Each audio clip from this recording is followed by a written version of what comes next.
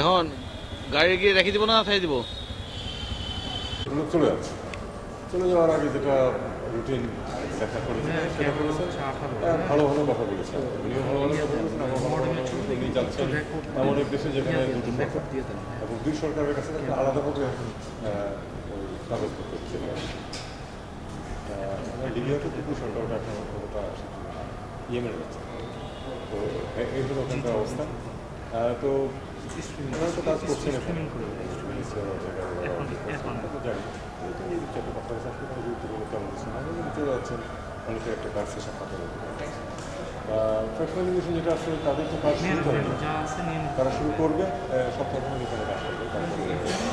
তারা একটু আসলে পাবলিসিটি অ্যাভয়েড করতে চায়, কারণ তারা জিনিসটা কাজ শেষ করার আগে পর্যন্ত এটা নিয়ে তারা বলতে চায়। আসলে এটা নিয়ে কথাবার্তা হলেই যেটা হবে তাদের কাজ বিঘ্ন সৃষ্টি হবে, কোনো কমেন্টস মাঝখানে সত্যি করে। আমরাও জানি এই কারণে যে আমরা চাচ্ছি যে এটা সম্পূর্ণ নিরাপদ করতে হবে, আমরা ইন্টারফেয়ার করবো। তাদের কোনো হেল্প লাগবে যখন এখানে যাবে সেখানে নিরাপত্তা ব্যবস্থা করতে হবে, তাদের থাকার কোনো ব্যবস্থা আমরা হেল্প করতে রাজি আছি। তুমি বলেছেন তারাও করতে শুরু যে কোনো সাহায্যের প্রয়োজন হলে আমাদের আছে না, তারা এখনো পর্যন্ত কিছুই বলবে না তারা, এবং তারা আসলে অনেক আগে থেকে কোনো কিছু বলবে না। মানে এখানে যাবে তখন যাওয়ার জন্য যদি কোনো লজিস্টিক্সের প্রয়োজন হয় যাবে, সেটাও তারা নিজেরাই অ্যারেঞ্জ করতে পারবে বলে মনে করছে। প্রয়োজন হলে আমাদের সাথে দেখা যাচ্ছে এখন কাজটি দেখা যায় কাজ শুরু করবে, এর সাথে কাজ শুরু করবে তারা। আমাকে এখনো কিছু কিছু হচ্ছে, এটা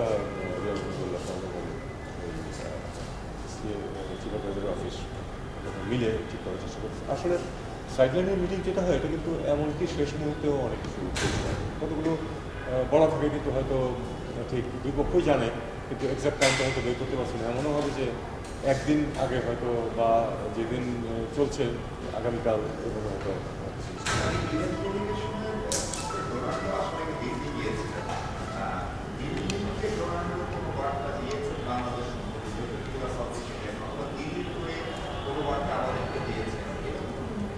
না, এটা আসলে কীভাবে বাইলেটারাল ব্যাপারই হয়েছে।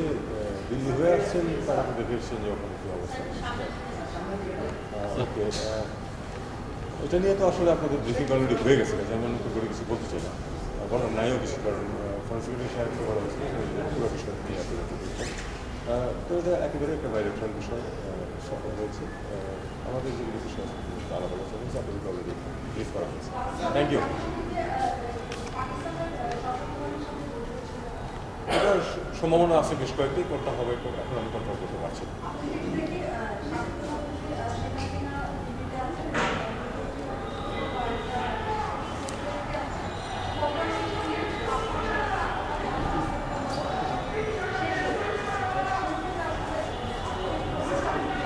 দেখুন, সব কিছুই শুধু আইন দিয়ে চলে। অনেকেই তো মার্কিন যুক্তরাষ্ট্রে থেকে আসবে, তারা কি নিজেদের মধ্যে কিন্তু তাদের সিস্টেম সব শেষ হয়ে গেছিল। এখন ভারত সরকার তাকে আশ্রয় দিয়েছে, উনি এখানে থাকছেন। আমাদেরকে এটা এইভাবেই দেখতে হবে, না আমরা অফিসিয়াল যেটুকু বলেছিলেন প্রথমে তাদের পড়াশোনা এসছেন খুব তাড়াতাড়িভাবে আমি কোনো অফিসিয়াল তাদের কিছু বলি। Thank you.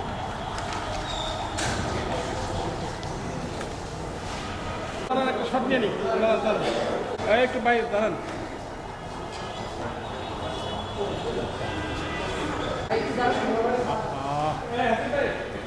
ভাই ভাই